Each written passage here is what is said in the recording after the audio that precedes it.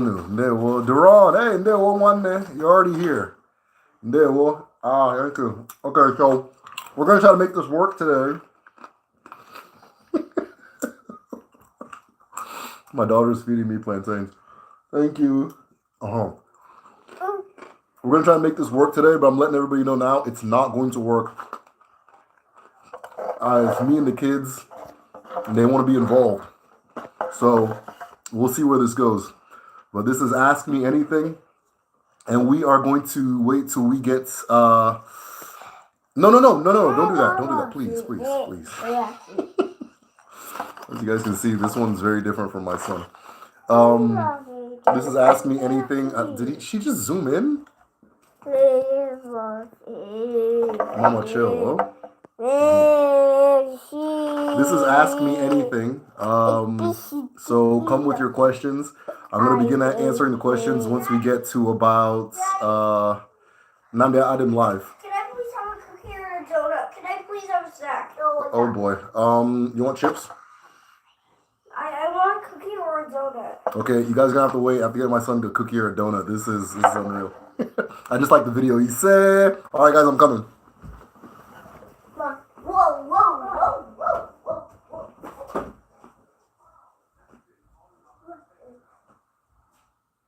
Actually, can you please get both? Thank you.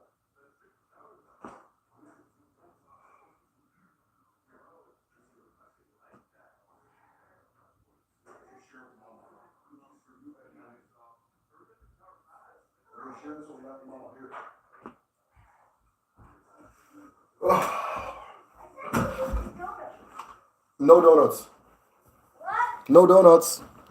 Oh yeah, I'm back, and shout out to everybody who waited for that. So Namdi, I didn't live. Again, no donuts.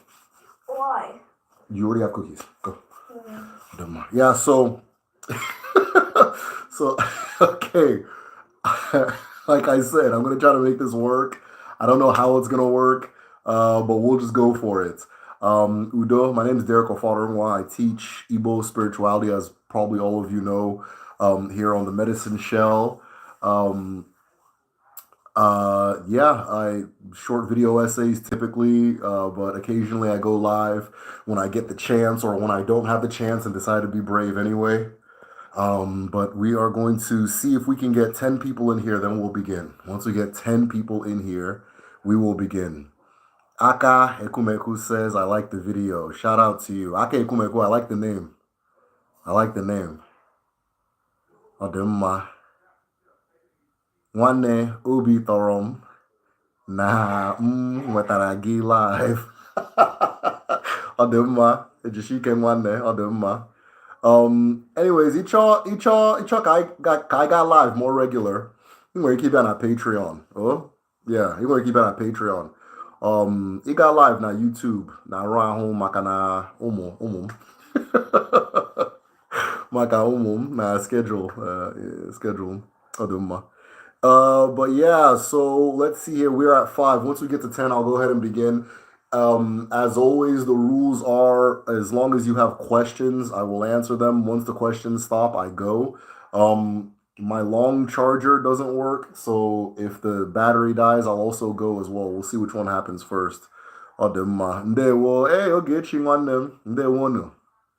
Ndewonu. Okay, cool. Like I said, let's get to 10 people.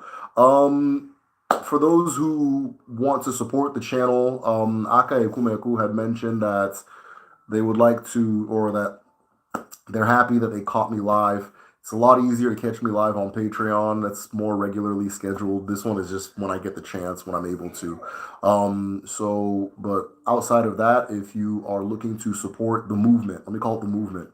If you're looking to support the movement, everything that I'm doing here and everything that the community we've built together is doing, you can do that on patreon.com/TheMedicineShell. Patrons have full access to my in-house library. This is when I need to research. This is where I go. So it has hundreds of books, articles, different things written by Debias, Nzes, researchers, all types of stuff like that, historical accounts, that kind of thing. So, also, if I say something and you're like, I don't believe you, you can go check there. You can go verify over there, and that kind of thing. And then you also get access to the calendar, which I need to update for 2024. But you get access to the calendar, which is linked to your like your phone's calendar. So like you'll know what market day it is automatically. You'll know when the new moon comes and what the new moon is called and what our ancestors did on one particular moon or market day over another. And all of that's just to say thank you to the patrons at patreon.com/TheMedicineShell. Okay, I'm getting some questions already. We are going to hit 10 people, then the questions will begin. Okay. So you can go ahead and ask them now. I'll scroll up and I'll answer. But for sure. Um I forgot my train of thought. This is the vibe is way different for me right now, so I'm not gonna be the same. But what else? What else? What else? Oh yeah, if you're trying to learn, oh, we hit 10 people. He said, but let me finish my spiel. So if you're trying to learn the Igbo language, we are signing up right now at www.kedu.me. Kedu is kedu.me. It is an Igbo language school that I launched, and we just launched a new class on traditional medicine. If you are trying to learn how to perform healing in the ancestral way, different cures, like if you have the calling to be a healer and you want like a structure, we have a Debia who's going to be teaching the class. And then towards the end, kind of help set up like an initiation and that kind of thing as a healer. So if you're interested in that, well, you can go ahead and sign up there too. Just click the sign up button. It'll give you the two options, language or medicine. And if you want to do both, you can do both. I schedule them so they don't conflict time wise. But all of that is at www.kedu.me. That being said, we have hit 10 people. But you know what's crazy? We've hit 14 people now, and we only have 7 likes. We only have 7 likes. Raj Dodge, ndewo nwanne, ndewo. I hope you're one of the people that haven't hit like. Those of you who haven't hit the like button, can you explain to me what the issue is? What's the problem? Let's talk. Hmm? What's the issue? Just hit the like button. You got to understand, we have rules in this community. Rule number 1, you hit the like button. Before I start, I don't want to see the like button and the amount of people here as two different numbers. If we'll say right now we got 9 people that have hit like, 11 people watching, right? So the two of you that don't like that don't like what's going on, you need to hit the like button or you need to go, right? You need to have a change of heart. Okay? Let me know. Whoever hasn't hit the like button, go ahead and raise your hand. Say something. Let me like a raising hand emoji or something. Let's figure out who that person is. Huh? All right, you know what? Go those 2 people. Go ahead and be the way you're gonna be. I'm gonna go ahead and start. Oh yeah.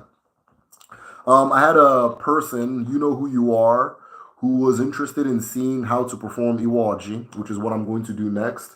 He was interested in knowing what an UFO is. An UFO is a tray that you carry Oji. This is my UFO. There's no specific rule on what an UFO is supposed to be or not supposed to be. It's just a tray. This is a question I got from one individual, and I said, come to the live today. I'll show you how everything works. So this is an UFO. This is my very, very old cola nuts that I'm keeping here, right? But I gave you the list of the things that are on G. You can place them all in here. You don't have to have all of them. If you don't have any, it's fine too. But if you want to do things the proper way, they want donuts like this. I do my baby. So yeah, so this is the UFO. The UFO carries the tray, right? All the right. UFO tray of remains. Tray of remains. That being said, I'm going to begin. Alawala. Alane mmadụ na nne mmụọ. Okike kere ụwa. Okike na-enye ndụ. Na-eji anyị niile. Mmụọ eke. Mmụọ orie. Mmụọ afọ. Mmụọ nkwọ. Mmụọ mbụ na mmụọ egede. Ọjị abịala. Eji m ọjị n'aka na-ekele unu niile, ma ndị ọkpụ, ma ndị ichie, ma nkolokwu, ma eke bụ nne Chukwu. Eji m ya na-ekele ụmụ anwụ, ụmụ mmiri, ụmụ aja na ụmụ ikuku. Anyị bụ otu obi, ji otu aka, na-aga n'otu ije nke okike kere ka anyị gaa n'ụwa. Eji m ọjị n'aka na-agwa unu, ụbọchị taa ga-abụ ụbọchị ngọzi. Ụbọchị taa ga-abụ ụbọchị udo. Ụbọchị taa ga-abụ ụbọchị ga-aghọta anyị nke okike kere ka anyị ghọta. Anyị bụ otu aka, otu ụkwụ, otu obi, otu ụbụrụ, otu akụ, otu ụba. Otu a ka ọ ga-adị na Eke, n'Orie, na Afọ, na Nkwọ. Ise. She said, "What's in the tray?" Don't ask me what's in my tray. No, I'm just kidding. It's cola nuts, but these are very dry, very, very old, dry, petrified cola nuts. If I put them in water, they'll come back to life. But I just put in an order for more cola nuts, so that should be coming in pretty soon. And I have fresh, healthy ones coming in, but as of right now, I'm in a cola nut-less part of the country. And I really hate getting things from like Amazon and eBay and all that stuff.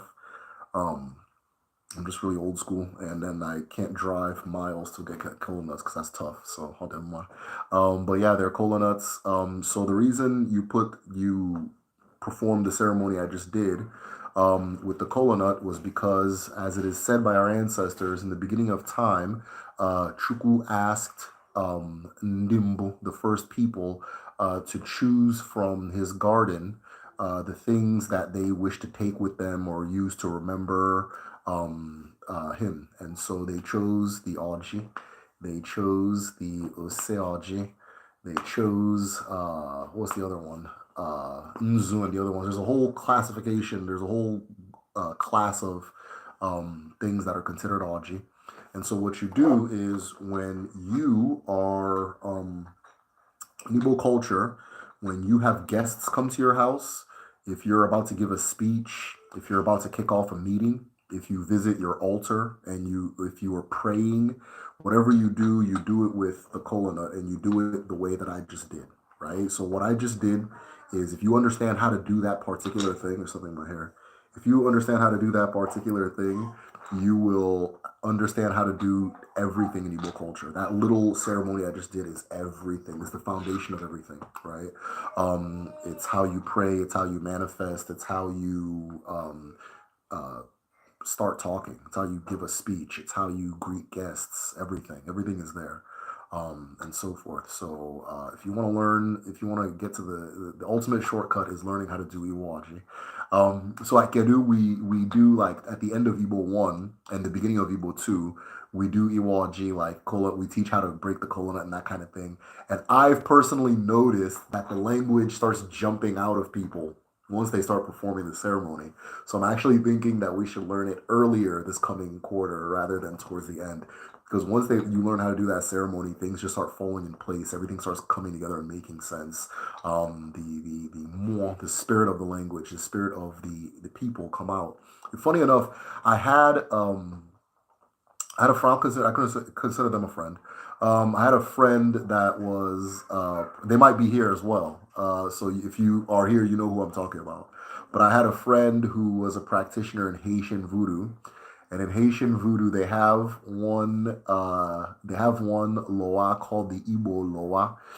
And what he said was that nobody really deals with the Igbo loa because they don't know how to communicate with it, and it has to eat separately from everyone else. And it clicked. I was like, "Oh, I know exactly how to communicate with it." So this ceremony I just did is how you would introduce yourself to it, and then you start from there. So maybe I need to go to Haiti and teach them that, so that my cousin Loa isn't forgotten. But that particular ceremony, and the reason it eats separate is because it's a titled. The loa itself has a title, and individuals with titles eat separate from regular people. So that's what that is. Odemma. Bitter cola, yes, very bitter, extremely bitter. Odemma, yes, bitter cola, the red bitter cola. Where do you order your cola? My wife orders it. Anytime we make a purchase, I just give my card to my wife. I don't like buying things. As crazy as that sounds. So I'll typically I go to the store in town, but I ask me on another live or message me on Patreon. I'll ask her and let you know. And yeah, well, it's been a while since I caught a live. It's been a while since I've done a live. So our family schedule changed, and because it changed, it's a little tougher. I'm really proud of you. Oh wow, thank you. Your accomplishments. Wow, thank you. Okay. Regards to Ibo Odinala. You actually made me pay attention to the things I've lived with my whole life. Yeah, that's really what it is. That's really what it is. So those of us who have are fortunate enough to have grown up in the culture, a lot of the things I'm saying, you've seen it, but you didn't know that's what it was, or you didn't know that's what it's called, and that kind of thing. That's how it's been for me too. One of the ways, like if I get a new piece of information, one of the ways I verify is with my own life, right? Like, okay, in my own life, what did that look like, right? That kind of thing. And but you just don't know the name of it. And I was having this conversation because I had also a good friend and a supporter of the channel. He went back to Igbo land very recently, and he came back, and I can tell his perspective was kind of like like he had a change in his perspective. And he told me that Odinani is not a spirituality; it's a culture. And I was like, yeah, yeah, you get it now, you get it now, because we're living it. Everybody's living it, right? And but you may not call it or know what it is. I'm telling you what's under the hood of the car, right? But everybody drives the car, that kind of thing. All right, so let me go to the questions that I missed earlier when we were trying to get what's their name to hit the like button. Let's see here. What's in the tray? It's cola. I already explained. Bitter cola, yes. Where do you buy your cola? There was questions before this. Hold on. Can you talk about ab abiku? I think you're saying like abiku, like the Yoruba word for obanje, right? The Yoruba word for obanje. So obanje, I'm gonna call it obanje, because I'm probably saying abiku crazy. But obanje is okay. So when you pass, your every person is made up of four parts: your chi, your eke, your ahu, and your mo. When you pass away, they go their separate ways. Now, with this kola nut, originally it has four parts. It's four parts connected, right? Like an Igbo kola nut is four parts connected. They're formed together, and when you break that kola nut, they break, and they all have their different shapes, and they have their individuality to them, right? But you can't put them back together. You can't put them back together again. Once they're broken, right? So that four lobe kola nut symbolizes the human being, right? It symbolizes um, your chi, your creator, your eke, the creation that comes from your creator, or your creator manifest in physical form, right? Your abhun, which I'll explain in a minute, and your mo, which is your aura, your spirit, right? So when you pass away, just like the kola nut, those four parts break and they go their separate ways. The part of you called your abhun begins the process of reincarnation, or part of you called your abhun starts the process of reincarnation, meaning that it will go in a cycle and come back into the world as a new child, right? Within your family. Now, in that process of coming back around, it is said by our people that the Ahum will cross two rivers. And this is symbolized by the paleness of a dead body and the paleness of a newborn child. So it's going to cross two rivers. In the process of crossing those two rivers, right, or entering the marine world, the world of the water, the world of water, right, Uriye, it may or may not have members of that world attach onto it or follow it into the world, right? Attach onto it or follow it into the world. The way our ancestors see the individual is closer to a solar system, right? You are a solar system, and there's a whole bunch of different things floating around in that solar system. So there are particular spirits known as Obanje, and when an Obanje sees an individual or sees an individual crossing, they may or may not, this is not everybody, I'm going to say maybe 10% of the population, they will jump, probably less, they will jump onto that person or sneak into the world with that person, right? And that is known as obanje. Now, the thing is about the obanje, I'm going to close the door. Hold on.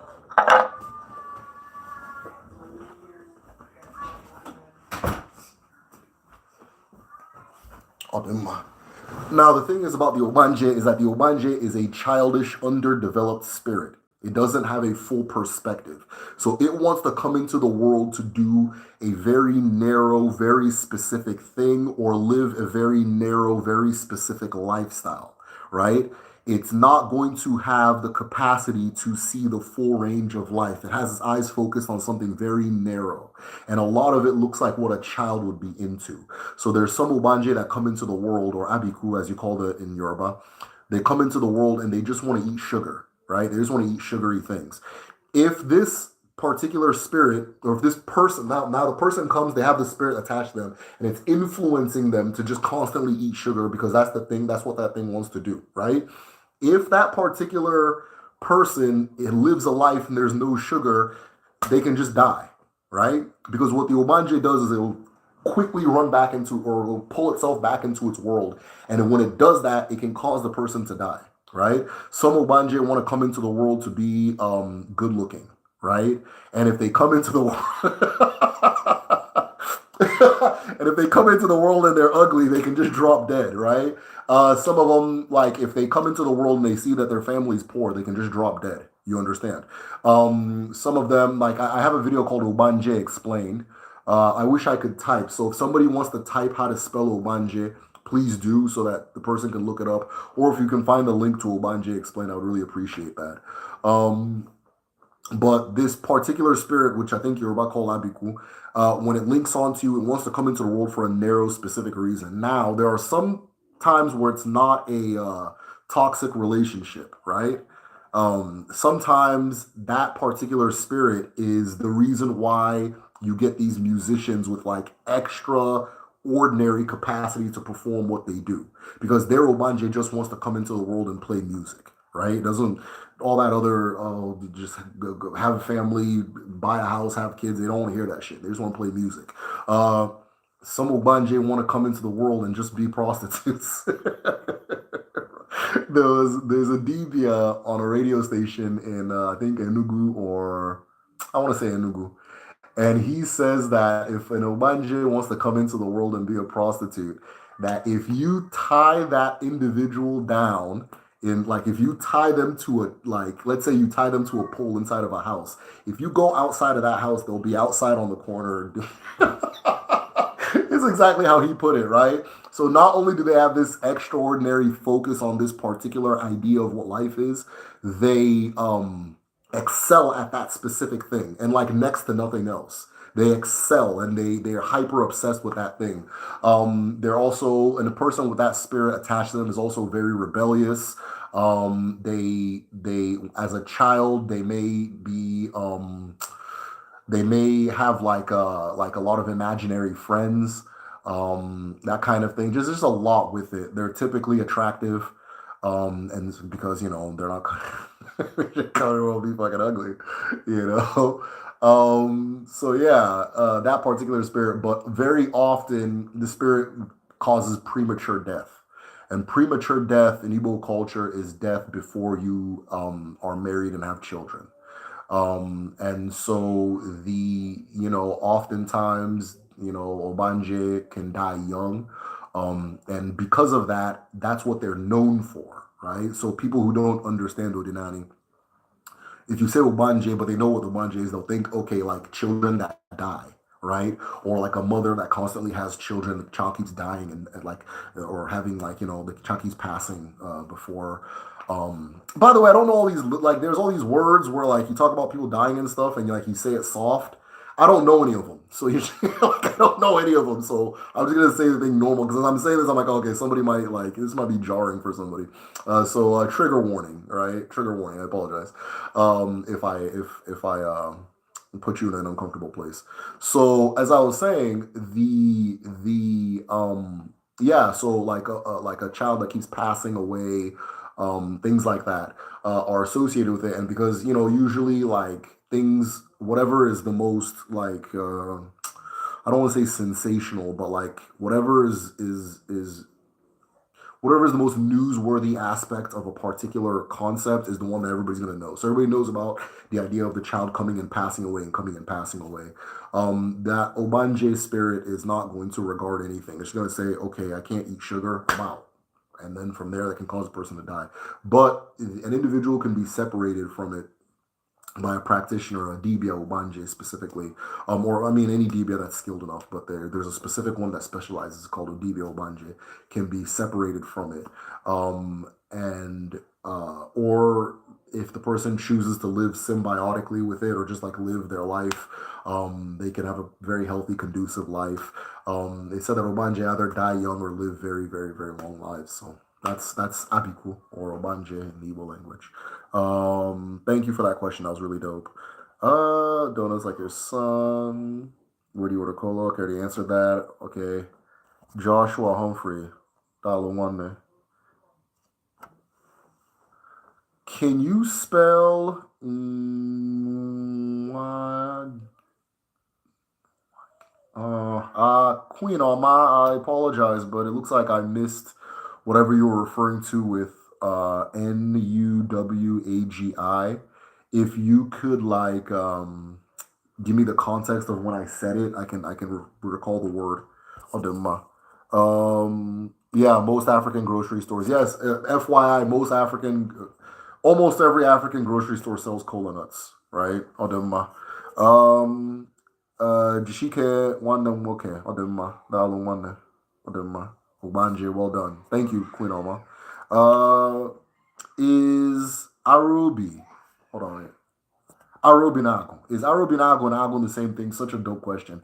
Do all the deities have a female equivalent? That is such a good question.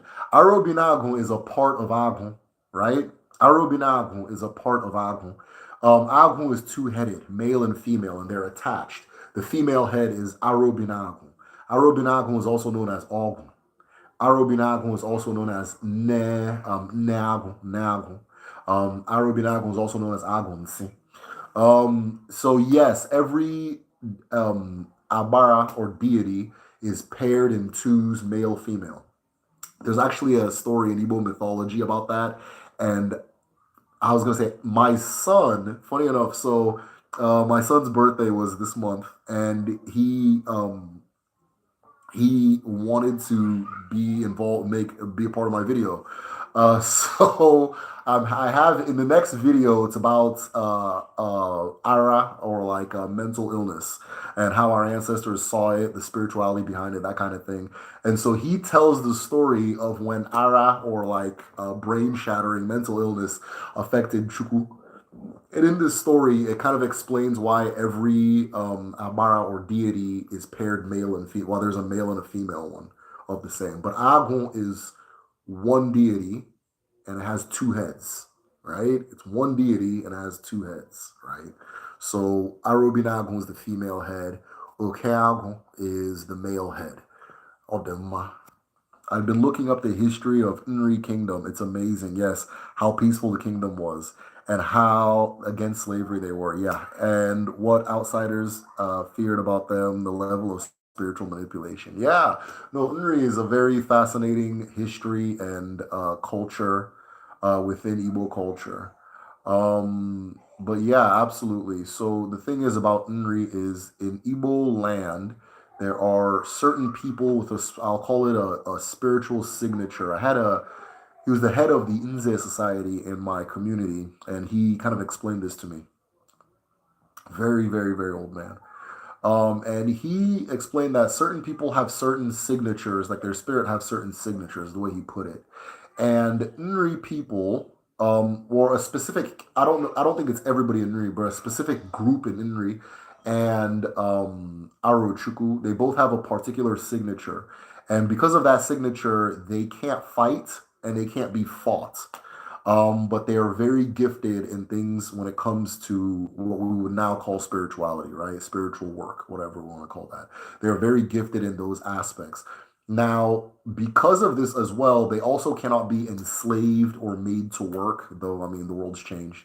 So, what would often happen is during the time of slavery, people would run to Umri and once you get there, you cannot be enslaved. You're free from slavery, that kind of thing.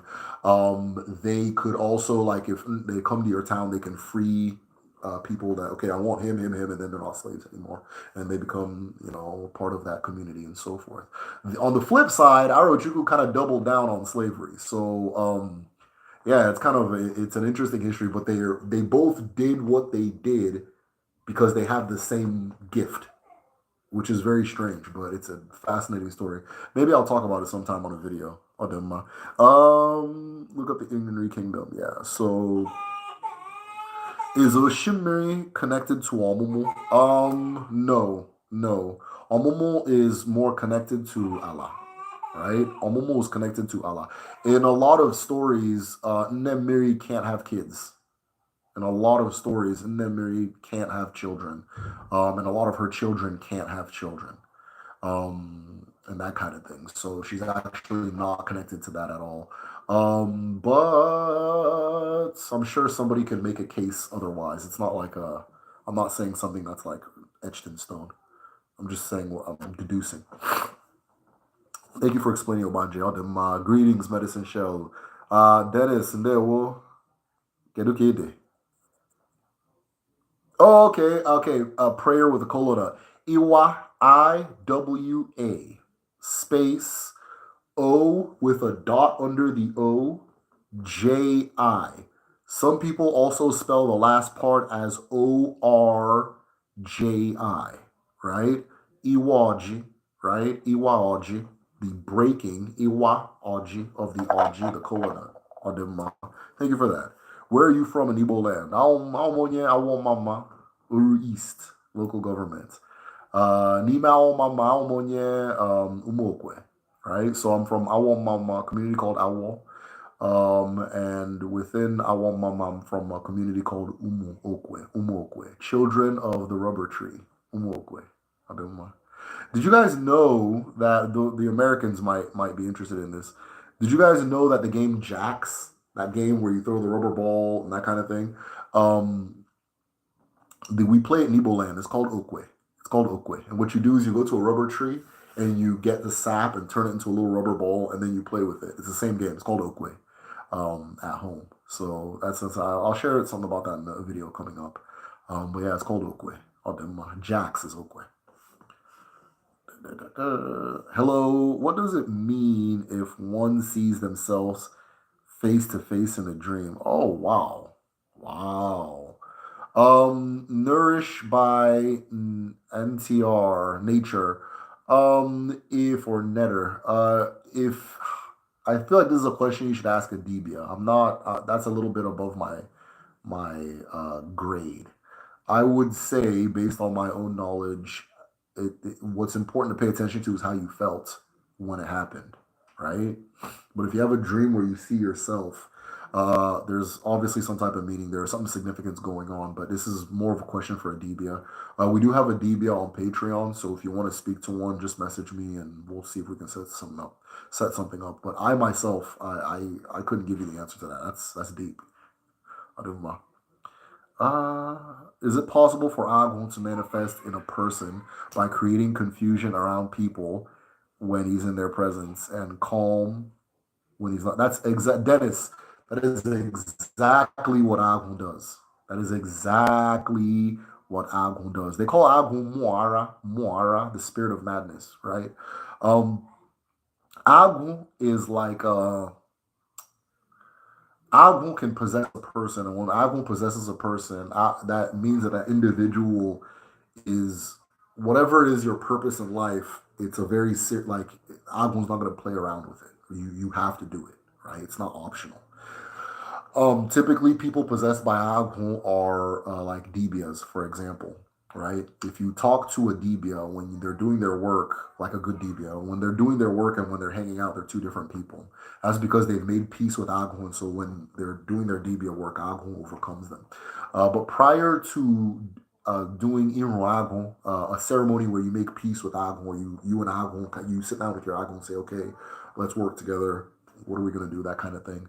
It just comes in spurts, and that those spurts can they come with a lot of craziness and confusion, that kind of thing.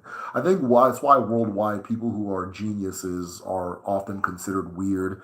That's why worldwide we kind of acknowledge there's a thin line between genius and madness, that kind of thing. It's just genius. The Greeks called Agon, one of the names for Agon that the Greeks was genius, right? That kind of thing. So yeah, Agon. Agon, what you described is exactly what Agon does. The exact normal behavior. That's very normal behavior for Agon. Whatever it is that your purpose is, and you know it more than anybody, whatever it is that your purpose is, I would start facing that very seriously, and you'll be surprised at what happens, and how that particular sense of confusion ends up not being confusion at all. So, why do some evil people have identity crisis? My fiance comes from the place. Okay, my fiance comes from a place they speak Igbo, but a significant claim they're not Igbo. I, as a black American, had to educate what ethnicity and oh man, yeah, a lot of the Igbo communities on the peripheries of Igbo land, like on the borders of Igbo land, um, they don't. They'll say that they're not Igbo, right? Because when they say Igbo, they mean Igbo people like myself that are more inland, right? And but they are Igbo to anybody who has read at least one and a half books in their entire life, and has been in a classroom for 13 seconds, can tell you, oh, this is a dialect of this language, that kind of thing. But a lot of them will argue it down to the bone. Um, but yeah, they're Igbo. Funny enough, I saw one on, there was one on somewhere, and I was feeling trollish, but the person was speaking full Igbo, and they're like, it was a song, and they're like, oh, this is this other language that's not Igbo. I'm like, oh, okay, I didn't know that. This very Igbo first sentence they just said wasn't Igbo and that kind of thing. So it's yeah, a lot of the Igbo communities on the peripheries, on the boundaries, they kind of have like an identity thing going on. A lot of it ties back to the war, and a lot of it ties back to like just people not knowing the difference between like a dialect and a language, and ethnicity, and I don't know, that kind of thing, and like a state. I don't. It's yeah. There's a lot of that. There's a guy called Nah Man, and he goes around to these different communities and he talks to them. He's like, he'll ask them like, okay, what does your traditional calendar look like? Unanimously, they always say Eke Uri Afo Nkwo. If I want to say hello, what would I say? Ndewo, Kedu. Okay, if I and then he just kind of like, okay, so how? What are you guys Igbo? They're like, no. you know. So yeah, it's just something we deal with. A lot of it ties back to the war. A lot of it ties back to just ignorance, and that kind of thing. But I'm actually trying to see if he can come on my channel and we can have a conversation because I like what he's doing. I think it's interesting. But I also think anybody that says they're not Igbo, because they're not Igbo, they're not Igbo.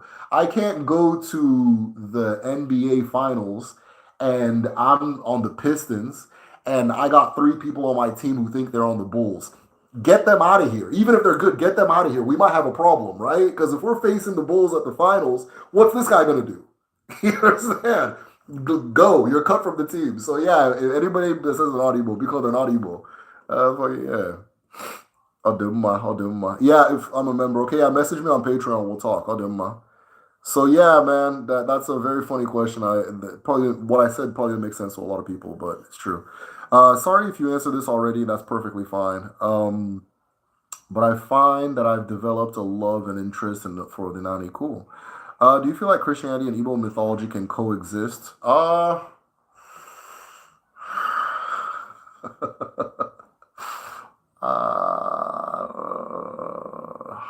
No, no, I don't think they can. I don't think they can because in order for you to be a Christian, your ancestors have to be from Israel, right? And you guys say, "Oh no, no, no, no, not really. You can be from it." No, that's actually what's going on, right? Who were the first people? Adam and Eve. All right, automatically, you understand. So if you call your ancestors, you're never going to say Abraham. You're never going to say Isaac. You're never going to say Jacob. And so if you're praying to the God of Abraham, Isaac, and Jacob, you're just feeding power to somebody else's legacy, somebody else's ancestral setup, that kind of thing. So no, I don't think they can coexist but they do coexist at home, right? So they do coexist. A lot of DBS go to church. A lot of church people are DBS, that kind of thing. Odinani is also not okay. So let me dial back. I think I'm giving a simple answer, right? Odinani is a term that we've recently come up with. I'm saying probably like 1970s, 1960s, that we've recently come up with. The original term was Igbo, but today people want to say I'm a Catholic Igbo or I'm an Igbo Anglican and I'm an Igbo Pentecostal or Mountain of Fire, all that stuff. And so it doesn't make sense to say, what's your religion? And a person says Igbo. The original term for if you talk to a 70-year-old man, you say Odinala. You maybe say Omenala, they might understand. But if you say Odinala, they'll be like, what do you mean? And you say, oh, Igbo, Igbo. It's just Igbo, right? And part of that particular distinction is a connection to your actual ancestors and the God of your ancestors and the God of your ancestors' land, right? So you can't talk about, I mean, Yahweh is the Amadioha of Israel, of a patch of Israel, not even the whole thing, if that makes sense. But if you're calling and feeding energy into that Yahweh thing, then that's what you're doing, right? But that being said, being Christian hasn't stopped anybody from being evil, right? So I wish there was an easy answer for this. I personally don't think the two can coexist, but people make them coexist. But the question then becomes: are we doing a good job making, or is what's going on at home right now working, right? Or somebody will just wake up because of Jesus and just burn down like thousands of years of history, set it on fire, and then all the other Jesus people will, yay, good job, good job, good job. Because within Christianity, it tells you to do that. You have to do that, right? Or go and start killing. And oh, this animal is sacred to our people, and then you start going and just go kill it just because it's because of Jesus, right? Now, of course, not every Christian takes it to that level, but it's not against the religion to it's against Igbo culture to do that, and it's not against Christianity to do that, right? So if you go to church and they're cursing, I'm what do they say? That I don't have any attachments to any ancestors. I have no attachments to any ancestors. I have no attachments. There's a reason they're doing all that stuff, right? Because you're an Israeli now. You're a Hebrew now. They're making you a Hebrew. You're not tied to all that other stuff. You pray to the God of Abraham, Isaac, Joseph. The first person in the world was Adam and Eve. All that stuff, right? So if you can find a way to reconcile that based on kind of what I'm saying and what you'll probably see in your own life, that's fine. But no, I don't think they can coexist at all. Yeah, I think you do have to pick a side. Please, Lana needs your bag. Okay, hey guys, my daughter's crying. Give me a minute. Hey lady, come here. Eat? Nandi, is the cookie still there? No, we ate all of them, and somehow she's still crying. Okay, no problem. All right, so we're gonna stay a little bit off camera. You can eat chips. There you go. Yeah, so if you can find a way to reconcile it in your head, you can. I don't see how it works. I don't see how it works. And because people are trying to make it work, we always have these ridiculous conflicts. So, for example, now, if you're Christian, like if you're like a Nigerian Christian, which I think is a different denomination from everybody else, if you're a Nigerian Christian and I bring any item of Igbo culture in front of you, except the ones that are imported, right? You're going to start sweating. Thank you. If you bring all four, I don't like eating on camera. Hang on.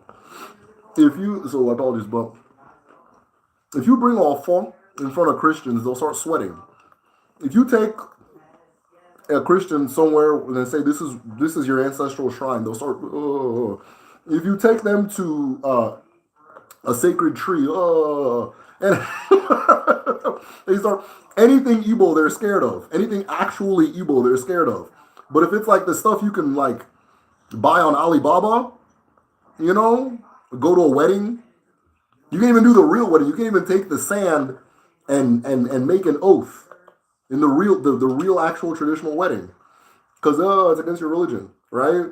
And so so when you meet a lot of Christians, anything that's actually African within Igbo culture is bad. It's bad to them, right? It's evil. Get rid of it. No, I don't want nothing to do with it. It's scary. Oh, that kind of thing, right? And then everything that you can import or get from Alibaba, that's fine. You know, all that is fine. So you have these situations where grown ass men won't take an Oza title, they won't take an Inze title, so they get a knighthood at their church. At this point, you start wondering, is this an Igbo person? If I were a Muslim and you brought a Quran in front of me and I started breaking out in sweats, am I a Muslim?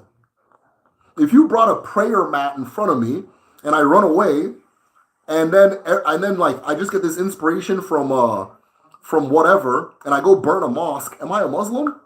Right? It seems that like things all of a sudden get negotiable when we're dealing with Africans, right? Okay, let's do American, right? If if if I just woke up and all I wanted to do was like destroy the Liberty Bell, find the original Constitution, burn it, burn courthouses, burn American flags. You say the national anthem in front of me, I start getting nervous and shaking. I might not be American, you know? I might be a damn terrorist or something, right? That kind of thing. So all of a sudden, when it comes to Africans, it gets negotiable. If I bring all fall, I'll explain what all fall is. All fall is a staff that your ancestor passes down to you. You pass it down to your child, and you keep passing and keep passing and keep passing it. If you have been fortunate enough, you would have a staff that your ancestors for 12 generations have all touched, right? So when you touch this staff, you are one with them. Because you're holding this staff, you don't lie, you don't desecrate it, that kind of thing, right? You don't belittle them, right? You don't belittle them. But like a grown ass Igbo Christian man, if you put his fathers all fallen for, but if you say this was the shroud that Enoch wore, oh wow, wow, wow, can I touch it? They'll start praying. They'll start praying to it. They'll build a shrine around it, right? So all of a sudden, your ancestor Chima is the devil, and Job, your ancestor Job, all of a sudden is the one that you can read about and talk about and that kind of thing, right? Okay, we're gonna. Oh, don't go. Oh, they're having a masquerade show. Oh, don't go. Ooh, don't go. Ooh. At this point, is this person an Igbo person? Are we dealing? This is literally the least Igbo person on earth. Because I can go find a random white Swedish person and they'd be comfortable with all of these things. I can go to the middle of Mongolia and 9 out of 10 people would not flinch if I said anything I say or showed them these things or introduced them to these things, so on and so forth. They wouldn't flinch. So at this point, you literally have the least evil person on God's green earth. You understand? We always have to keep accommodating to them and their like proclivities and things like that. So no, I don't think you can be both. I think you have to just kind of pick. There's nothing wrong with being Christian, right? I think Christians are great people. Sometimes I get into these rants and I don't want to like, oh, he like hates Christians and stuff like that. I think they're good people, right? Like I used to work at a shelter, a homeless shelter. I didn't know it was a Christian shelter. You know, if my old boss is watching this for some weird reason, like, wait, what? I didn't know it was a Christian shelter when I joined. And then all of a sudden everybody's like, I'm just so glad to be a missionary. What about you? And I was like, right? I used to work there and I loved the job and I loved the people I work with and I got to be around like and it's good, you know. But those aren't evil people. They're not fine. All right? So, yep. They will ask to get knighted. Yeah, they'll go get knighted. Or they'll start this one. They just call it chieftaincy. It has no name. It's called chieftaincy. Where, because when you get those titles, you have to make an oath to the land. I'm not going to lie. I'm not going to hurt people. I'm not going to take what doesn't belong to me. If I violate, if I fall below my ancestors' expectations, may I drop dead. You make those kind of oaths, right? So that once that person comes out and has made that oath, and of course the community sees them as worthy of that title, we can now trust this person with all types of different stuff, right? We can trust this person. You understand? This person can speak for us. We can send this person to Congress and the Senate, and they'll represent us, and they're not going to betray us, and they're not going to use what's given to them to steal and hurt people and that kind of thing. But if you bring that kind of concept around a Christian, ooh, they get scared, right? So then they go make up a fake one called chieftaincy, and then they're not bound to anything. They can just be as ridiculous as they want to be, right? They can be as horrible and ridiculous as they want to be, but if they can quote the Bible, they're fine, right? That kind of thing. When you meet a real Ozol, like a real Ozol, you'll know you're in the presence of, okay, this is a real man, right? This is a real man. And if you've read Things Fall Apart, the final phase, or one of the final phases of manhood, is taking a title. So all of a sudden you have these grown-ass men that can't take titles, and we still have to keep acting like they're grown-ass men or that they're titled men. It's like, you know what I mean? So, I don't know. You tell me, man. What would I need for a ritual to connect to Amadioha? Damn. There's something I wish to ask him. God damn. Uh, so I don't want to talk about that too much because it involves what Americans would consider animal cruelty. But we do have a DB on Patreon that you can talk to. If I say the wrong thing, they can shut this channel down or do whatever. So I'm not going to take too much risk. It's nothing like bad. It's nothing like, it's nothing bad.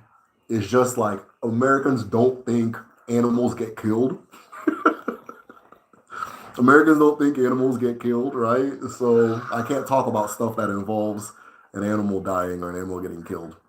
That kind of thing. Because they'll be like, oh, he's fucking, I got it. I think we're out of questions. That was quick. Nigerian Christianity is definitely its own denomination. Yo. Yeah, it left a bitter taste in my mouth about Christianity, and then I went to the mission, I met real Christians. I was like, oh, these are very good people. Very consistently good people, right? Every concept or religion or whatever can produce good people.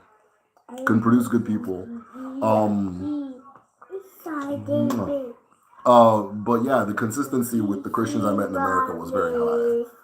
How do you feel about American intelligence officer outright saying it's time to recolonize it? Oh, that he's like a mercenary. He's an idiot. I don't know. How do I feel about that? I feel like it's stupid. But I'm gonna burst all other people's bubble.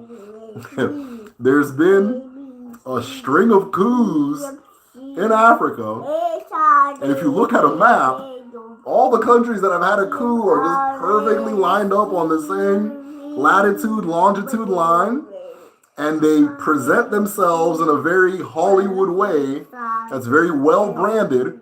And those of you who have been in Africa or understand African politics, you'll know that African politicians and military men do not brand themselves at all. It doesn't cross their mind. But American ones do. So, I don't know. There's a video on YouTube. It's like Matt Gaetz, some senator, Republican senator, and he's grilling. His name is spelled M-A-T-T. Look it up. M-A-T-T Gaetz. And he is grilling this intelligence officer or this military sergeant or lieutenant or somebody in the military. And he's like, is it true that we have a school that is teaching Africans to do coups in Africa? The guy's like, yes, basically he admits to it. And he's like, why? And the guy kind of gives a roundabout kind of answer and that kind of thing. And the senator, was trying to, I don't know, propose that this was like a waste of resources or something. I don't know. But yeah, there's been a string of coups in Africa that line up very perfectly. And when the leaders of the coups come out, they seem very Hollywoodly structured, right? If you want to see how African politicians present themselves, Google Bola Tinubu. Find one picture of this guy with his mouth closed. You know, but this guy, the cool ones, they're all, you know, looking up, right angle, that kind of. It's like, I don't know. His guys are very U.S. style, and they're people love it. I said this a long time ago. I said if America chose to colonize Africa the way the British did, like just full blown, they will convince you as an African to cheer for it and to celebrate it. That's what America does better than everybody else, right? America will beat you up and make you happy that you're getting beat up. They'll find a way to make you happy that it's happening, right? So I don't know. I think one of those coups is Russia though, Niger, but I could be wrong on that particular thing. It would be great to have Namen TV. However, the crisis is also a result of colonization from Britain. Yes, and though and through Fulani, yeah, I would say so. Yeah. So, yeah, a lot of that Igbo identity crisis, like some of the ones on the periphery, one of the reasons they have that identity crisis is because Igbo land was under two colonial administrations, right? So there was one half that was under, I don't know the name of it, I'll call it the Eastern, and then what became the Western. And so they governed those two differently. So, for example, in the one that governed like my area, they abolished a lot of the like in the traditional Igbo community. There's a paramount leader for women and there's a paramount leader for men. The paramount leader for women is also the head of the market. She controls the market, or the market women's society, that kind of thing. And in my region, they got rid of the paramount leader for women, but they kept it in the other region, right? So when people see those differences, they say, "Oh, well, we're not them because we have this and they don't have that." But there's a history to where the difference came from, and that kind of thing. And so the reason they got rid of it was the Aba women's war. All the market women united and attacked the British. And they said, "No, we can't have that." In one side, on the other side, they didn't do it, so they just kept the institution there. So I didn't know. Yeah, so I'm trying to have the conversation with man. Our schedules just keep conflicting. Okay. But yeah, no, that American intelligence officer, I think he's just a mercenary. But that American mercenary saying that he's a very stupid human being. So, sorry if you answered this already. Cool. All right. Super random. But what is the spirituality of the woman that fought in the women's war? Do they practice traditional spirituality? Yeah. They would have. Yeah. Christianity hadn't spread that much by that time.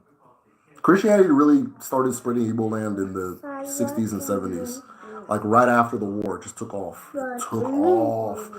I'm even saying 60s and 70s. Honestly, like the 80s, 90s is when it really started getting entrenched. So most people would not have been Christian at the time of the women's war. It'd be very rare to find somebody who was Christian at that point. But yeah. The women's war, Odinani people. Anytime Igbo people need to fight, it's the Odinani people that do the fighting. anytime. As in even right now, I don't want to say too much. So, do you think Igbo temples for learning and preserving cosmology would be beneficial? Yeah, so there are some right now. What's happening right now is our generation is saying, okay, the previous generation went the wrong way, right? They did this experiment with this like hyper Christianity thing. It didn't work. So a lot of us are going back to what's original or tracing our steps, right? And in the process of retracing our steps, there's people who have set up learning centers and things like that, YouTube channels, that kind of thing, books. There's one, Uziama Odinani. Uziama Odinani. I can't type, or I wish I can spell it for you guys who may not know how to spell it. But try to guesstimate and find it. He has a learning institute where they teach Odinani to small kids.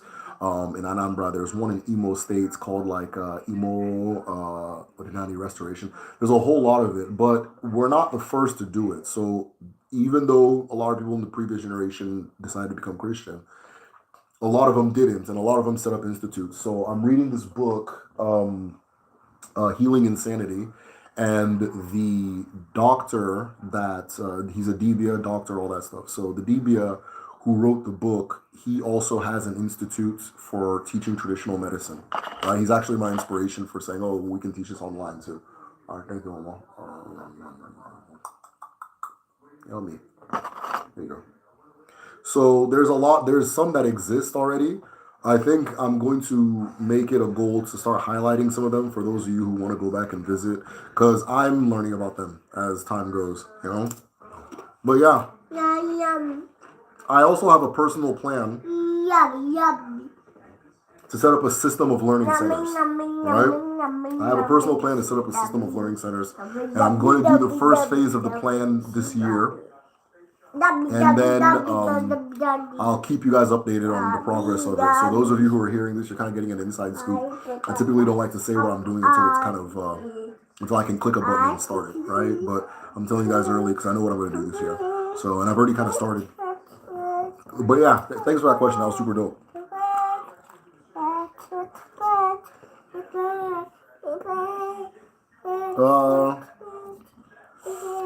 It's just like an Arab or Muslim interchangeable, same way being evil. Yeah. Some people will say, some people will say being Arab and being Muslim are not interchangeable, but that's what it is. That's what. Another example people might understand more is being Jewish and Judaism. In fact, not all Jewish people follow Judaism, but Judaism is a culture, right? It's a culture.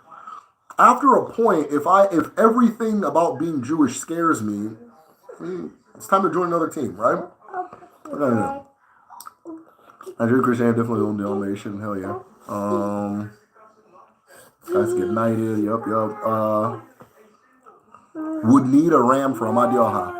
Little Liars video. Yeah. I didn't want to say too much. You know, they got different rules in this America. So, but yeah, the Amadioha situation involves a ram. Americans consume raw beef. How do they think it appeared? Yeah. So, and I was guilty of this too, because when I first started like studying Odinani, I wasn't into the idea of sacrifice. And then just when I had the thought, I was like, wait, like, what am I talking about? You know what I mean? Like, all this meat I'm eating, where do I think it's coming from? But like in America, they really program you to not know that the animal is being killed, right? Because Americans have a very strong affinity for animals. As children, you grow up watching animals talk to you. You grow up with pets, right? There's this idea in America that animals are wholly innocent, right? And so if the quickest way to turn Americans vegan is to show them animals being killed, right? And I didn't realize how much of that was in my own head too, because I had that in my own head too, right? But yeah, so once I got past that thoughts, I went back to the original understanding of things, and it's that animals get killed. But yeah, I don't want to say too much about killing animals here because they might take my channel off. Animal cruelty. This is an African channel. You're right though. The Sahel line. Yeah. Let me see if I can just do the map off the top of my head.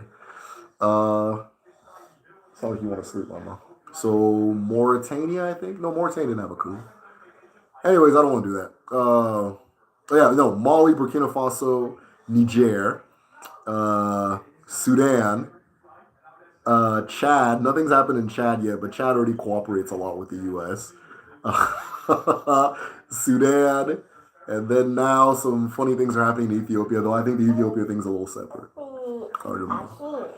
How is Onwa connected to dreams? Very good question. I know the chi comes to us in dreams, but the chi comes from the sun. Wow, very cool. So what influence does Onwa have over dreams? That's a good question. I kind of have to think about it, but my answer would be more kind of I don't want to call it common sense, but my own deduction, right? The fact that you dream at night should say enough, right? The fact that you dream more or people dream more during a full moon should say enough, right? That kind of thing. The chi doesn't. The sun is an example of the chi, but the chi doesn't necessarily come from the sun, right? The sun is a chi, if that makes sense. The sun is a chi. It's an example. It's. If you look at the sun, you'll understand the chi. If you understand the sun, you understand the chi. But the moon has its own chi, right? The sun has the earth has its own chi. Everything has its own chi. So the chi idea of the chi is not exclusively to the sun. It's just the sun reflects the nature of the chi very well. So Odema. Anyanwu is Chukwu's first daughter, is the way it's put in mythology. Oh snap, Bola Teeth Nubu. How can malicious hold on? How can malicious spirits cause harm? Is there a remedy or protection and so forth? So your number one protector is your awful. So what is your awful? Your awful is the agreement you made on a personal level. Awful is many things, but on a personal level, there's an agreement you made when you came into the world. There are agreements you make every day. So if you live on a certain land, there are agreements that this land requires, right? If you join an organization, there are agreements with it. If you carry some type of title, like I'm a Diopbara, I'm a first son in my family. And so that comes with certain responsibilities and certain behavioral concepts, that kind of thing. If you're not violating any awful, there's nothing malicious spirit or anything can do to you, right? There's nothing anything can do to you. Because your all fault is like, and I'll use this analogy. Your all fault is like, I don't know if you're in America or Nigeria, but I'm going to use a very American example. Your all fault is like an apartment lease. So if you're in Nigeria, the in America, when you, of course, just like Nigeria, when you get an apartment, you sign a lease that you're gonna follow these rules, so on and so forth. No, you're not gonna do that. So you, yes, Mama. So you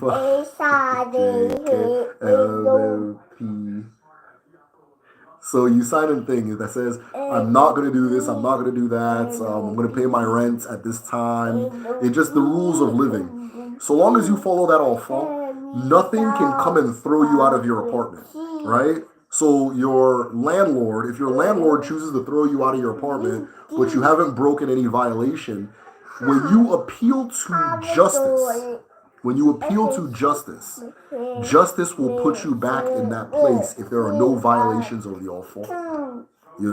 I hope I'm making sense, right? If you appeal to justice, justice will correct things. You understand? If you do, let's say you weren't supposed to have pets and you've had 13 dogs, it doesn't mean that you're going to be thrown out of your apartment that day. But if your landlord or whoever chooses to throw you out, that is a violation of the awful. So now I can throw you out. And when we appeal to justice, justice will keep you out of this apartment and say, no, you broke the awful, right? That kind of thing. So what does this have to do with like malicious spirits and that kind of thing? Nothing can happen to you that's not supposed to happen to you if you're in within your awful. If you're following your awful being those the rules you come into the world with, right? So those of you who are Christian, the Ten Commandments is the all-full agreement of that particular land of Israel. If you violate these things and somebody comes to destroy you, you will be destroyed. If you're not violating these things and somebody comes to destroy you, you will be protected. You understand? So that, as it's understood in the Bible, for Nebo, there's a fall of the land, which is where we get the law of the land, but then we also get the personal individual ones, right? So you have certain laws, certain rules, and that kind of thing. And if you know you haven't violated them, nobody can do anything to you. You can't malicious spirit, that kind of thing. You are both spirit and person. A spirit's just a spirit. You're always stronger than a spirit. You understand? You're stronger than a spirit, right? So nothing can happen to you. It's when you've left your proverbial door open, right, is when things can happen. Think of the all fall almost like a house and everything else like rain. When you step outside of the all fall, the rain can hit you. If you're inside your house, the rain can't hit you, right? That kind of thing.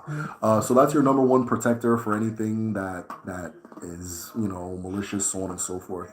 And that's why, like, a lot of, let's call them Odinani people, they don't really fear things like witchcraft or this one put a curse on me, that one put a curse on me. Hate to go back to that subject, but if you ask any Debia, they'll tell you all their somebody put a curse on me customers are women from the church. right? So as an Odinani, it's not gonna happen. Nothing, nobody can do anything to you. Like as me, nobody can do anything to me. They can try all they want. I'm within my awful. When I step out, now I gotta start thinking, oh, right? If somebody wants to throw me out of this apartment, they can. That kind of thing. I hope that made sense. I have a video called Awful Explained. I also have a video called, what's another one that might help? Yeah, Awful Explained. We'll explain it completely. That's your number one protector as far as that goes. There also just regular communication with your ancestors. Regular communication with your ancestors. Anything, there's an ilu that says, when people are plotting against you, your chi is in attendance. This goes back to the awful concept. When people are plotting against you, your chi is in attendance. So let's say there's a huddle. They're like, yeah, we're gonna make him wake up, and not be able to hear, right? That kind of thing. Your chi is there. Whether that thing is going to work or not is your chi has to approve, right? And your chi can approve for bad things to happen to you. There's an ilu that says, uh, it, when an arrow hits a man, it's because of Ogun, right? I don't want to have to explain Ogun. Okay, so all fall all fall, the power of all fall is Ogun, right? It's called Ogun. So it's because, let's just call it all fall. So if an arrow hits a man, it's because of all fall, that kind of thing. So that's just how they see it. Can malicious spirits cause you physical harm? Yes, they can cause physical harm. Typically, in order for them to cause physical harm, you have to, like, it's just basically what I'm saying, you have to be operating beneath yourself. That's the best way to put it. In order for that, all those things to affect you, you have to operate beneath your health. Think of health, like think of your health, right? If you are not eating what your body was constituted to eat, and you are encounter a virus or you encounter certain bacteria, it can hit you harder. But if you're eating the way you're supposed to eat, if you're moving around the way you're supposed to eat, if you're not experiencing anything that compromise your immune system, like depression and all these different things, then it's harder for those things to penetrate you, to get you, right? It's harder for a virus or so on and so forth to affect you if you're not if you're not. There's an ilu that says uh, the river swallows those whose toes it touches, or those who touch it with their toes. Right, the river swallows those who touch it with their toes. If you haven't dipped your foot in the water, it can't get you. Right. Um, so yeah, just don't be beneath yourself. If you are beneath yourself, start cranking the vibes and the behavior the behavior back up. But those are protectants, and then there are ways to, like, there are also like technologies, all medicine that you can use to protect yourself. But I wouldn't know how to make them. You'd have to ask a DBA. And if you're on Patreon, we have a DBA if you're interested. Good morning. I'm not Igbo, but I'm interested to know the name and significance of red, black, white stripes. Um, yeah, okay, good question. So those are the colors that we operate with in Odinani. Mommy. Mommy's at work. Mommy's at work. Mama. Mama's also at work. That's okay. Come here. So those are the colors we operate with. The exact colors are black, white, red, yellow. It's also the same colors as the Congo cosmogram. Red is the color of red. Oh, sorry.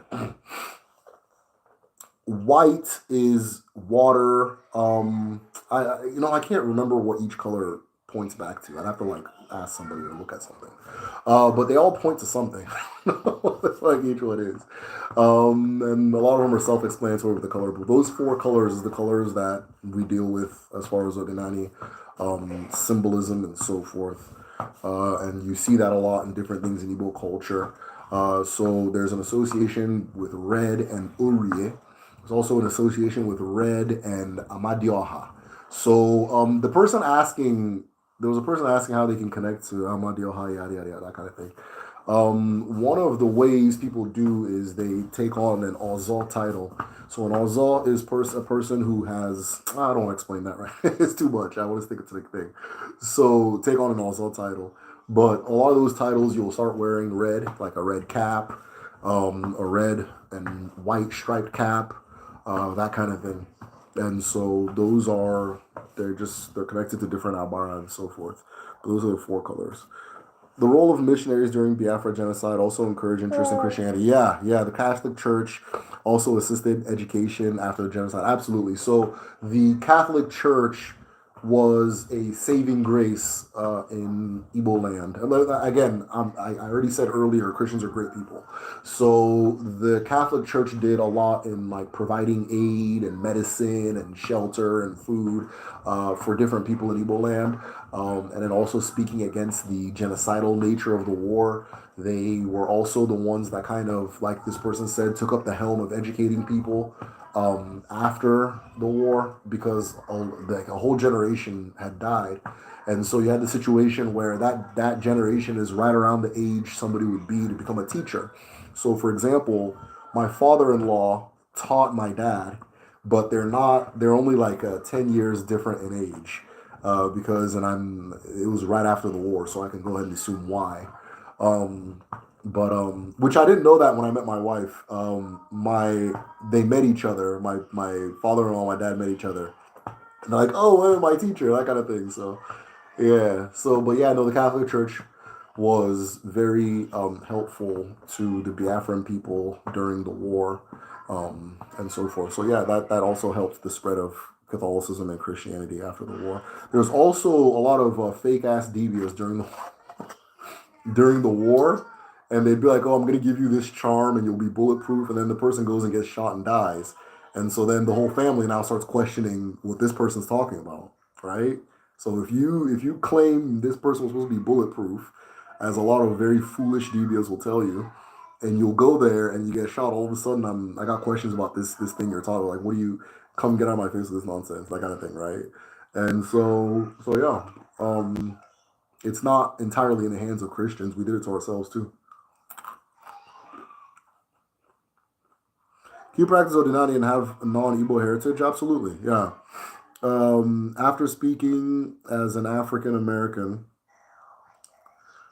with about 10 different tribes in my heritage, not saying I will, but I enjoy learning about it respectfully. Yeah, absolutely. No, absolutely. There's no, yeah, absolutely. There's no barrier as far as learning. And you're an African. Why wouldn't you? Right? You're an African. So this is your heritage. Right? This is the thing is about Odinani too is that it's going to look like yours. The way I do mine is not going to look like the way you do yours.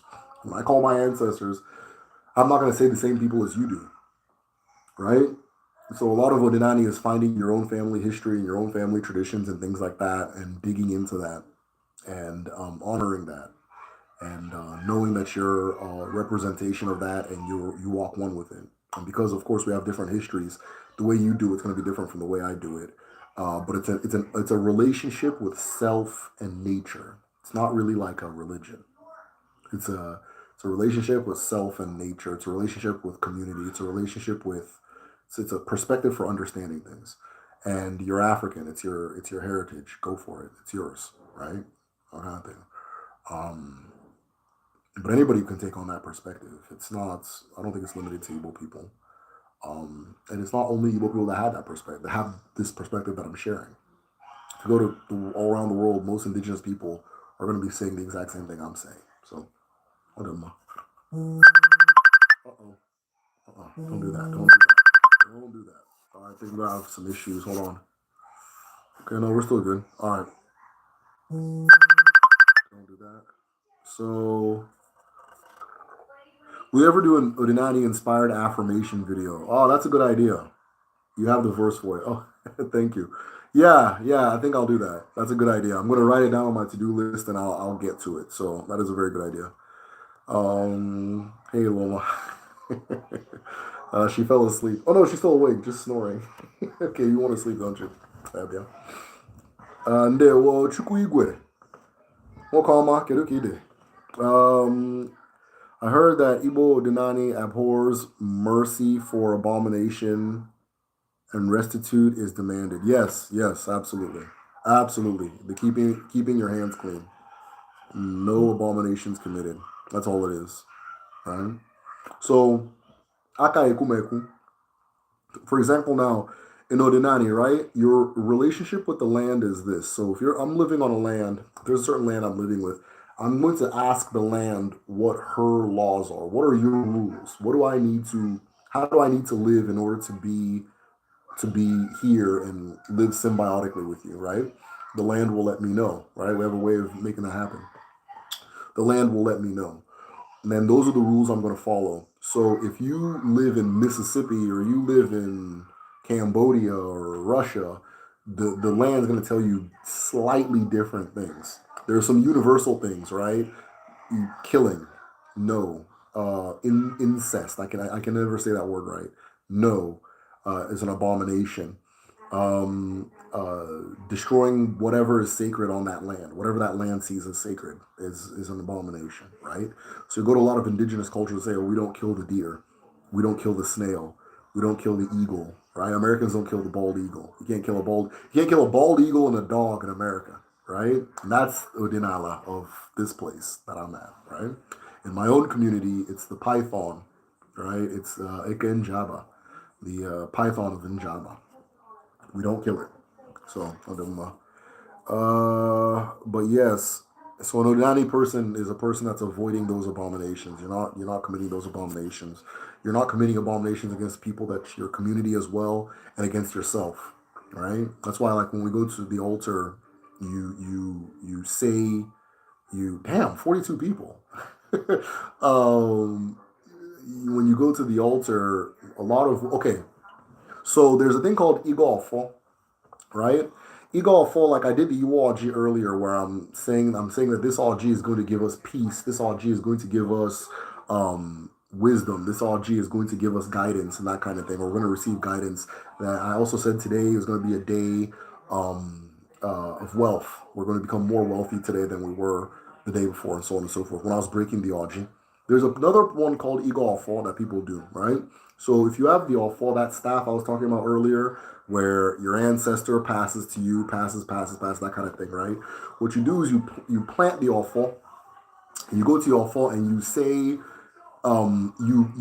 your worthiness for holding that offal. So you say things like, "I have not stolen, I have not killed. I have not lied. I have not wished evil against another person. I have not coveted what doesn't belong to me." So on and so you just list all these different things that you haven't done, right? And that is how I was talking about earlier that your all fault is your protector. If you stay within those principles, you're protected. Anything that happens to you, your chi says it should happen. It was supposed to happen. So I'm within my all fault, but I get in a car accident. My chi put me in that car accident, and it's okay, right? From there. Okay, my cheat that this is yeah, we'll get cheat. This is the my cheese timing. But if I'm violating, I can't. If I am not worthy enough to hold that awful, right? But if I can't say those things, I have not done this, I have not done that, I have not done this, and something happens, it may or may not be my cheat. It could be some other shit, right? So can't even remember the question.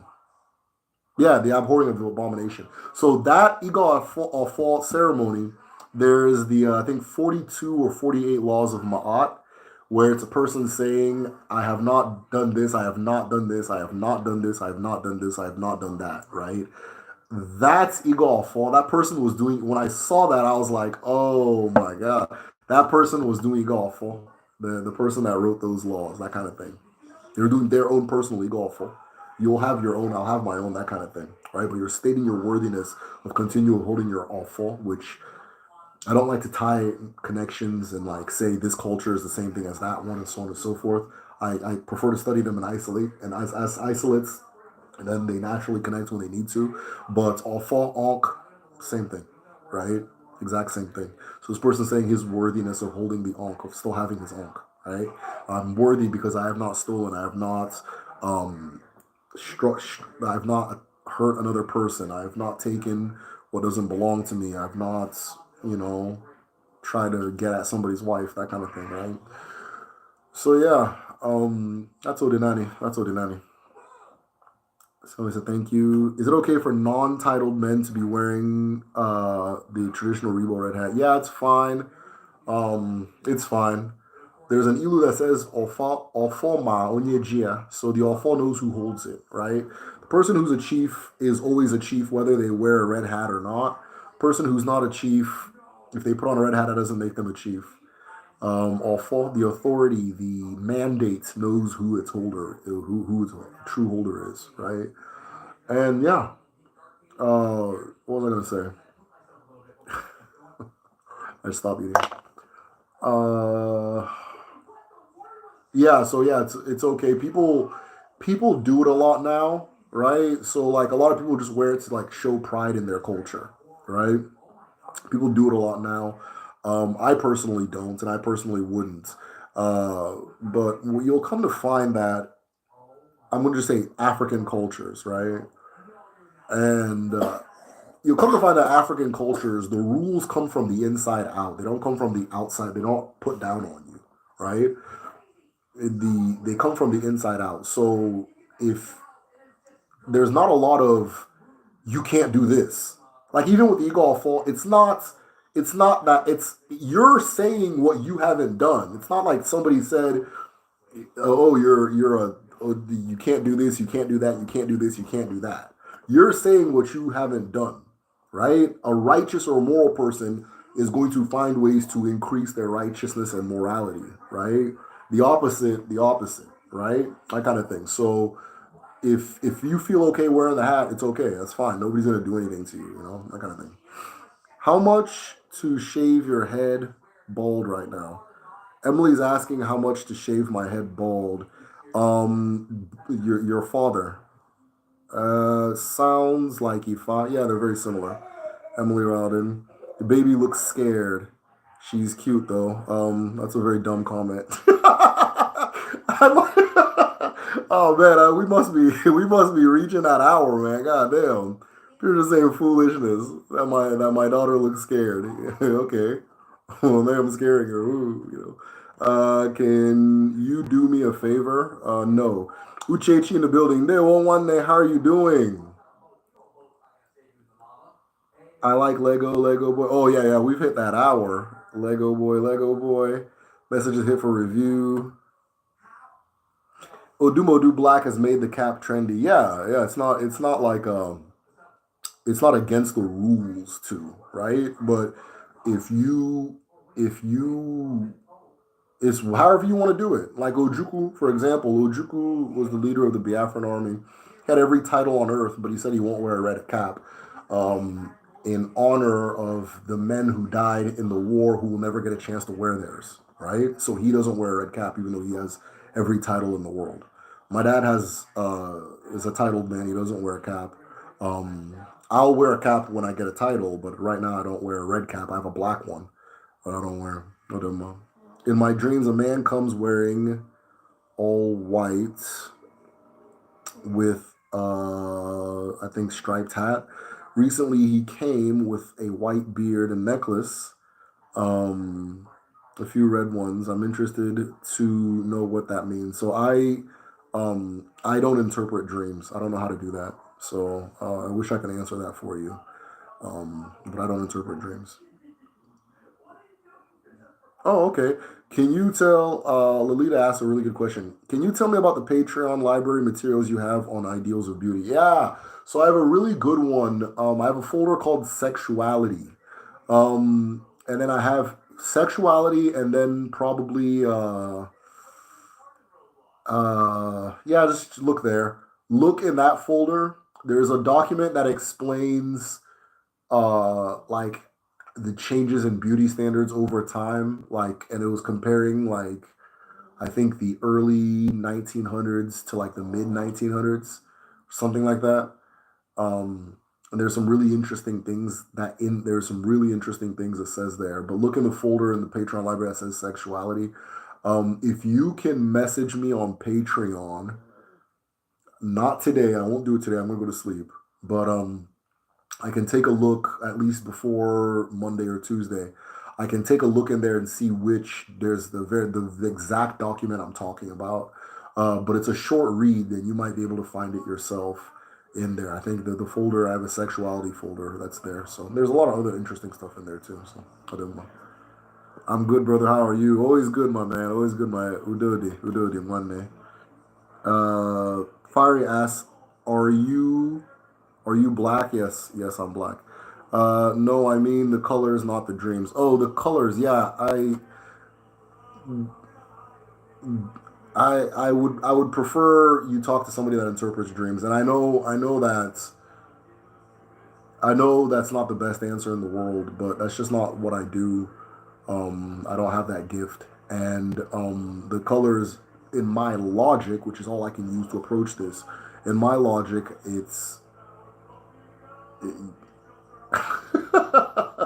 I can't tell you every time you see red in a dream it means this. Every time you see white in a dream it means that. I don't know. I don't know how dreams work. I don't know that. Right. I'm sharing what I do know, and then once we hit that wall of the things I don't know, I'll let you know. Right.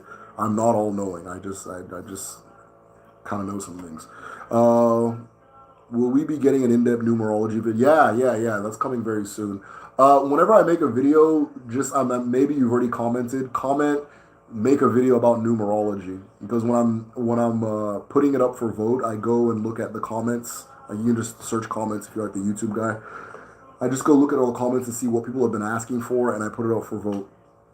Right. Except the last vote was messed up because I forgot to put all juego, which is like money medicine, and a lot of people were requesting it. So I might just go ahead and make the Alchemy video. We'll see.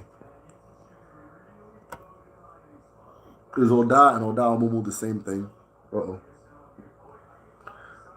We have a statue of Oda in my hoopuse in the village house in the village, but the only info I can find online similar talks about Oda Omomo. So Omomo is the energy, Oda is what channels the energy. Okay? So people just say Oda when they want to say Omomo. Some people just say Omomo when they want to say Oda. It's like saying like if it's like this is an insulting uh uh comparison, but it's like a water and a water fountain. The Oda is the fountain. The but it channels water, which is the Omomo, right? So Oda is the device, is what you're looking at. That thing you're looking at is an Oda, right? It can be an Oda Omomo, it can be an Oda something else. But odds are, if it looks like what you're seeing online, with it's like a cone or pyramid or like mound shaped, then it's an Oda Omomo. So Oda man. Typically, if somebody says Oda, they mean Oda Omomo.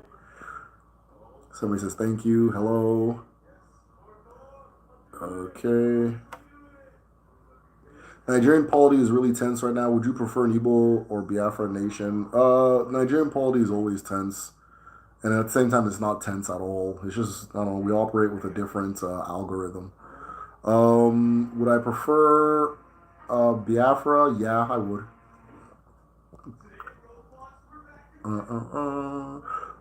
What are other forms of divination or denial? Oh man, I got a whole list of them in this book over here. I wish I could reach over there, but my daughter fell asleep. Um, Other forms of divination. There's hundreds of them. There's water divination. Some people use Zoom. You can use salt. You can use. There's a whole bunch of different things. Whatever a person constructs that they can derive meaning from can be used as divination. So yeah, there's a whole lot of it. There's body reading, akaraka, divination. Um, the list is endless. The list is endless. Thank you for sharing. Oh, thank you. I appreciate that. Those comebacks. You some sort of spiritual leader or something?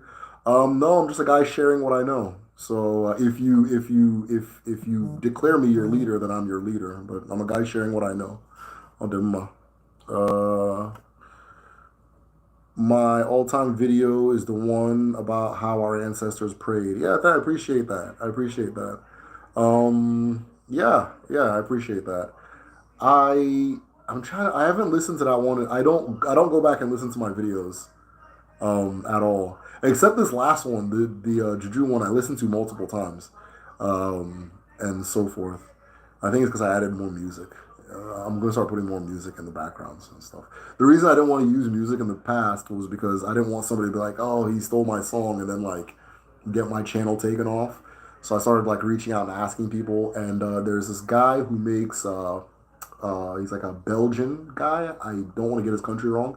He's a Belgian, but he makes like earth like flutes out of earth, like terracotta flutes, and the sound is really restful and peaceful. So I reached out to him, and when you reach out to music people, they never respond, but he responded. So I'm going to be using a lot of his stuff. So I see somebody just okay. Is it possible to use your divine knowledge to save my hamster? Um, I don't know. I don't know. What are you doing to the hamster that it needs divine knowledge to be saved from? Right? What are you doing to the hamster that it needs divine knowledge to be saved from? Because what time is it? If you are up at this time and you are trying to troll, but you're not a funny person and you're still going at it and you have nothing better to do on this day, I wouldn't trust you with a healthy hamster. All right. So if you want to call it divine knowledge, if you want to call it just regular knowledge, I think getting the hamster away from you, as somebody I can presume is a failure, I think I think that would be a start, right? Because you can't be a failure and take care of a hamster.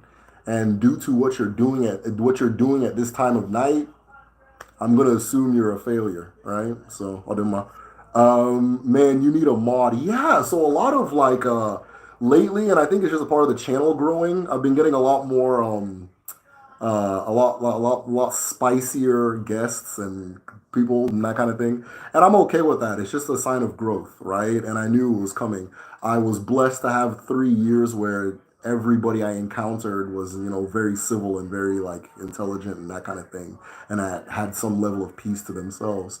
But as you keep growing, growth is growth, right? So you're gonna grow. I think I just spit out a piece of plantain. You're gonna grow into some pretty weird places, and that's kind of what's already happening. So I'm grateful for it, right? I'm grateful that I'm getting comments like that and that kind of thing, right? That kind of thing. When I was 11, I was like an internet troll, right? When I was like 11, 8, 9, I thought I was hilarious. I did stuff like that all the time too, so I can never get mad at my people. Oh, how do you please water Mary? So Mary is identified as a woman. Generally, if you understand women, you understand Mary, right? And vice versa, and that kind of thing. But what is said at home is that gifts and acknowledgement, right? Mary sustains you, Mary feeds you, Mary keeps you alive, Mary gives you life. Every now and then she wants to know that you appreciate her, right? So that's why you often see people will take something to the river as a gift. I am a part of the movement to tell these people to stop using plastic, right? Don't take plastic. Please don't take plastic. If you're polluting the water, then you're not doing the right thing. If what you're giving can't be eaten by the fishes, right? Can't be eaten by the river or by those things that live in the river, don't take it. That kind of thing. But yeah, gifts and acknowledgement every now and then. It's not like you don't have to do it constantly. That kind of thing, right? Same with probably like most of our moms and stuff like that. In your video, The Seven Rings of More, you mentioned that the last three rings are Agun. I think that. Is it possible that two of those rings are Agun and then the last is Chi? No, I think the Chi is separate from the More, that kind of thing, if that makes sense. But I think the first four are my own More, personal More, and then the last few are More Agun. When you get an Agun altar installed, they'll give you the figurine for Agon and then one for like a Mo. Or I'm sorry, if you get an Ikenga installed, you'll get one for the Mo Ikenga and then the regular Ikenga. Or you can just get one, it's fine, but they used to give two. And so yeah, I think that those last two are the Mo or the Agon or Mo Agon. Mo Agon, yeah. The last few. So people got low IQ if You think, hey, this is interesting. Well, you're here and you're giving me engagement, so you just got duped by someone with low IQ. Thank you. I'm a good pet owner. I just dream big. Well, you need to dream bigger, you know? You need to dream bigger. You can go hamster, you can go dog, you know? People who dream big have panthers and leopards and shit. The Juju one was nice also. When you think, hold on. The Juju one was nice also. When you think about the roots, also have a chi. Gives you a different kind of respect when you're working with them. Absolutely. Yeah. Absolutely. Should I subscribe, Gilbert? If what I'm talking about is interesting to you, you should subscribe. I've always wondered what Igbo word for masquerade. Oh, that's a good one. Mau, mau, Mmanwu. Mau. There's also no, I'll just use mau. Mau is fine. That's the word for masquerade. Thank you. Thanks for sharing this. Have a hey, Obehi, my good friend. How have you been? Cool. Obehi, for those of you who may be familiar, I did an interview with Obehi. Obehi has a really interesting interview channel. If you see where it says Obehi Podcast, click the name and it'll take you to his channel. He interviewed me a while back, I think twice. Yeah, I think twice. And we had some really good conversations. I'm up for a third one if you are. So I'll do my. Did you watch African Cup? The memes were hilarious. Oh man, I watched AFCON almost entirely from memes. Right? I didn't. I can never catch the games or what time they were or like how the thing works and that kind of thing. But I caught it almost entirely from like banter and memes. I was dying laughing. The fact that by the end of it, the whole Africa was teamed up against Nigeria was killing me. But that's to be expected. The whole Africa was teamed up against Nigeria, and then anything that would happen, somebody would now like Nigeria would be like they'd be like frustrated with somebody, and then there'll be another Nigerian comment under, but what about Ghana? And then they'll start going in on Ghana and Ghana's not even playing. Oh, it was so funny. But yeah, no, AFCON was great. I watched it almost entirely from banter and memes and stuff, so I could never catch a game. Connection between Igbo and Bantu, yeah, I have a lot of evidence towards it, but there's a very strong connection between Igbo and Bantu culture. Igbo seems to be kind of the median point between Bantu and Niger Congo or Kwa culture and that kind of thing. So the way Nigeria fumbled the lead in the finals is insane. You know what's funny? So they had a, they had one. There was a Nigerian former senator, Shehu Sani, who posted a picture of like I want to say the Ivory Coast team, and the guy was like moving, and when his shirt lifted, it looked like he had jazz. It looked like he had jazz tucked in the back of his pants, like some weird block. And so he's like that this should be investigated as a performance enhancing drug, that kind of thing. So yeah, I don't know, man. All I know is that AFCON was hilarious. I lost it when Nigeria took over Amapiano. Yeah, they called it then. It's now Amapiano. It's not Amapiano anymore. It's Amapiano. I don't know. What was masquerade? Okay, I think we're running out of questions, y'all. Like I said, when the questions run out, I dip. And then I'm actually surprised my phone battery made it all the way. And it's really funny how this always ends kind of at a similar time. So I'll wait a little bit, see if any more questions pop up. Respectfully, is there a connection between Igbo and Mande culture? Um, I don't know enough about Mande culture to say. Let me try to stay off camera, okay? Okay, never mind.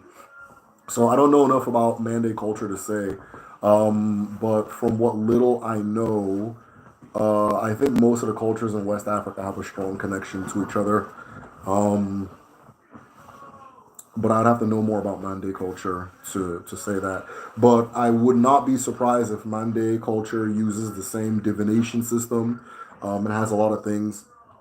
And then, of course, there's been thousands of years of trade between Igbo land and that particular region. back and forth and back and forth and that kind of thing. I would actually, if I could read Arabic and the languages that they used in like Timbuktu and things like that, in a heartbeat, I would try to find manuscripts on like, you know, like encounters with Igbo people at that time, that kind of thing. That'd be really interesting. Um, but yeah, no, I don't know enough about Mande culture to give you a good answer on that. Are the Igbos of Egyptian origin? No, I don't know. They're not.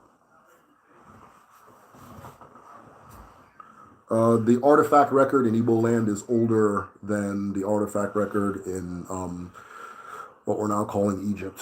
So, no, they're probably not. There are some interesting parallels culturally, though, but they're not from Egypt. They're older than Egypt. Or we. I'm off to work. Have a wonderful way, Udo. One day, Udo. Thank you very much, Udo. Look at that fan's pajamas here. Yeah, some jackass came on here and said that my kid looks scared. Your father looks scared. I don't know if yeah, I'm not bawogi. But yeah, I'll do my. So, all right, guys. It looks like we're ready to go, and my kids want my attention. So, that being said, you guys, it was really nice having you guys here. We're gonna get a lot more trolling coming in. It's just a part of the course, I guess. The channel's growing. I'll get moderators if it helps, but they can say whatever they want. I don't care.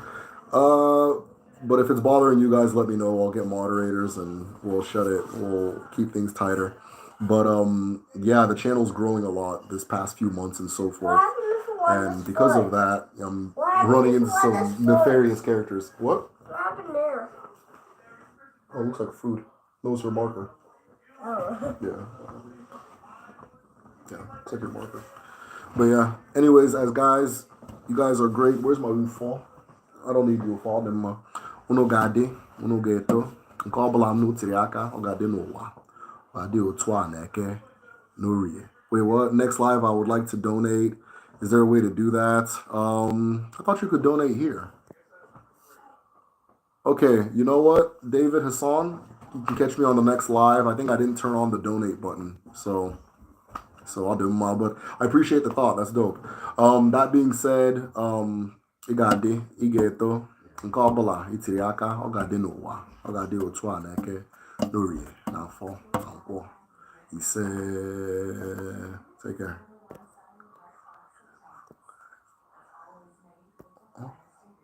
Why can't I shut this thing off?